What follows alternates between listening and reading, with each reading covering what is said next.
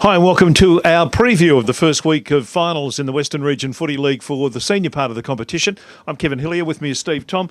Pretty exciting, Tomsy. Division 3 first up we're going to talk about, and these are teams that I guess the excitement that they've got is because they haven't been anywhere near a final in years. Yeah, before we start, Kev, what we say last week. Oh, finals? Yeah, that's right. The gloves are off. Gloves are off. Right. Righto. Now let's get into the... And by the way, that's all that's coming off. There's nothing else coming off around here. All right. Let's talk about the finals. First up, the Saturday second semi-final between Auburn-Vale and Braybrook. Dress rehearsal last weekend for this weekend. Yeah, it's going to be a big clash. The big bodies of Auburn-Vale, they get hopefully 3 or 4 back. Bassey, their full forward, will probably come back in. So, it just sets the scene. Braybrook were good last week. The outside running players were fantastic. Sidebottom went off with a bit of a shoulder injury. Not sure if he's going to come up. We'll find out more probably over the next 24 hours when the sides are announced. But look, he was good. Wallace was good in the centre. They got the outside running players. They got a very potent forward set up. Stevie Pearce is good. Matty Bellingham up either end of the ground. Matty Shepherd-Bottom was good. Milisev was good. But all of a sudden, the Auburn-Vale players, Jamie Seriani is going to be a big headache for Braybrook. I tell you, he's going to be one that I don't know if they've got the firepower, the big tall up back to match him body-wise and strength-wise. And that's an area where Auburn-Vale, I think, are really going to test Braybrook. You're sticking with your big call of about 3 or 4 weeks ago. Braybrook won't lose another game. I have to now. I don't know. I've made one of my billion silly statements. Yeah, no, I reckon the Brookers will win this. I reckon it'll go right down to the wire, make no mistake. And without looking too far ahead, I reckon they might meet again a little bit later on. The other final, of course, is between Laverton and Sanctuary Lakes.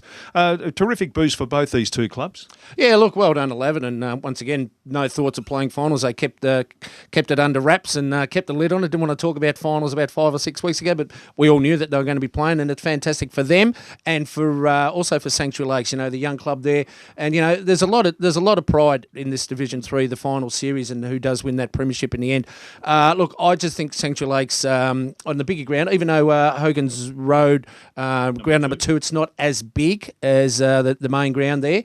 I just think Sanctuary Lakes are going to have too much run, too much leg speed for Laverton. All right, Division 2, got some couple of brilliant games here. Parkside and Wyndham-Vale, probably the Division 2 game of the year a few weeks back. They're pitted against each other again. Parkside been flexing their muscles. Wyndham-Vale a little off the boil.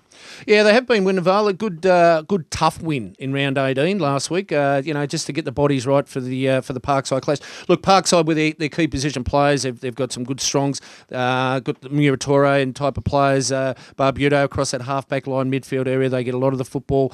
Kelly up forward. Grigg, they've got the big bodies that are there.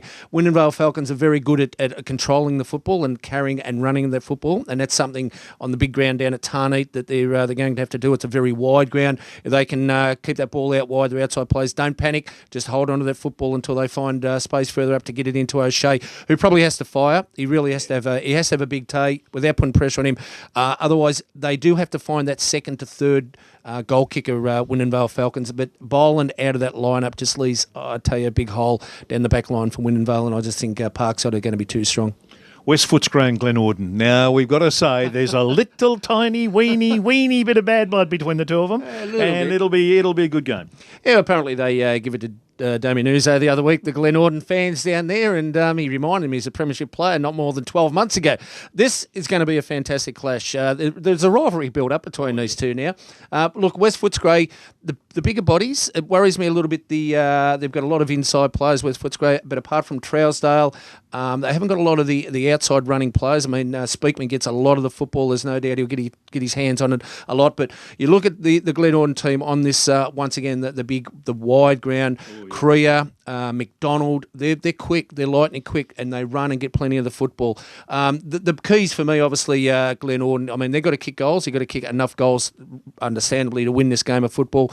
West Footscray, I just think are going to be that little bit too slow in the legs, on the big ground, on the wide ground. I think Glenorden will be able to outrun them. So I'm going to go with Glenorden. All right, Division 1 games, elimination final. Deer Park obviously get the week off for finishing undefeated on top of the ladder. Well done to them. Yeah, well done to Deer Park. They get to have a look at the carnage that goes on this week because we got the first up. We've got Werribee Districts and Spotswood. We saw them just 2 weeks ago, and it was a good game in parts, not overall. Yeah. Spotty got out of the blocks early, and having spoken to a few of the Werribee boys, they're fully aware of that, and they're looking for a good start. Yeah, they have to be at Werribee. They have to get away to a flyer next week. Look, Spotswood had the ability a couple of weeks ago to stop the outside running and spread of the Werribee team, and that's an area that they have to force it. They have to force that ball out. Spotswood very good at running straight and hard. We've got the key matchups, right throughout the ground, right through over the ground there with Cloak being down there. Aaron Taylor had him a few weeks ago. I think Cloak done a job on him. Morrow went forward. Look, I'd like to see Werribee just try something a little bit different. I'd love to see even a Ryan Harrington or a Molavas maybe go back for the time being. Morrow go back just for the time being, just to get the matchup. If they go with the same matchups they had 2 weeks ago, Werribee, I think Spotswood are going to smash them. I really think they've got to try something a little bit different. The defensive side of the game was very much down the other week, and that's something they pride themselves on, the Werribee district teams, that when they do get it, they do run and spread. But, saying that, Morrow, I really liked his game forward the other week. He just presents himself that little bit more.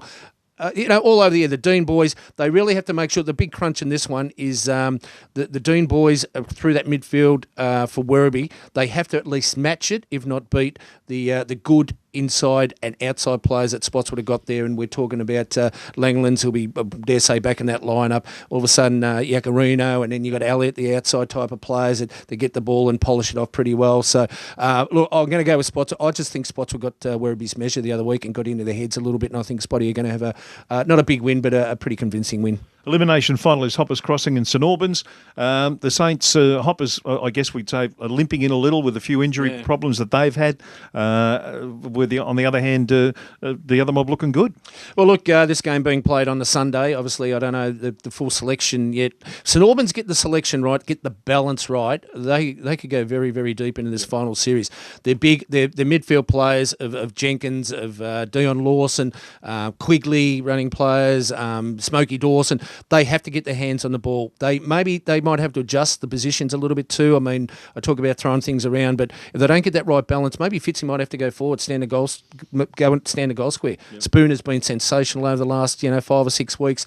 Big Hanneman might have to play further up the ground. They're going to have West back in that lineup. We know that he doesn't go forward, so they're just going to have to throw things around a little bit. Hoppers Crossing, once again, they have to get it. They have to win around the stoppages. If they don't win around the stoppages, they're going to be in big strife if St Albans get their hands on the football first. If Hoppers win around the stoppages, it makes St Albans chase, which I think that could be the only Achilles heel that St Albans have got in their lineup, is the defensive side of their game when it comes to leg speed. I think Hoppers might have a bit of an upper hand there. But saying that, the big bodies, we don't know exactly what the weather is going to be like on Sunday, but I can't go past St Albans. They've got the talent all over the ground. Hoppers are going to be, I take it right down to the wire, they will. But as I said, if Hoppers don't get first possession of the ball and don't run, and St Albans do, well, St Albans will have a pretty convincing win. I think St Albans will get home.